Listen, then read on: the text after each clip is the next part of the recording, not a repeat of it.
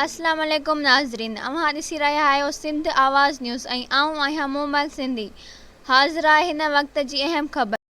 सगा शेख दौलतपुर जे सदर जाम जावेद उन्नर जे सहकार सां government boys higher secondary school Daulatpur में मुफ़्त आई स्क्रीनिंग कैंप लॻाई वई, जंहिं में 650 शागिर्दनि, उस्तादनि ऐं ॿिए स्टाफ जे माण्हुनि जी अखियुनि जो चेकअप कयो वियो, जंहिं में टोटल 69 शागिर्दनि में अखियुनि जूं बीमारियूं ज़ाहिर थियूं, जॾहिं त बक़ाया 581 शागिर्दनि जी नज़र नॉर्मल मालूम थी। उन मौक़े ते सगा ब्रांच दौलतपुर जे सदर जाम जावेद अली उन्नर अखियुनि जे बीमारियुनि में मुब्तला शागिर्दनि लाइ मुफ़्त नज़र जा चश्मा ठाराए ॾियण ऐं हैदराबाद मां माहिर डॉक्टर घुराए शागिर्दनि जा मुफ़्त इलाज कराइण जो पिणु ऐलान कयो।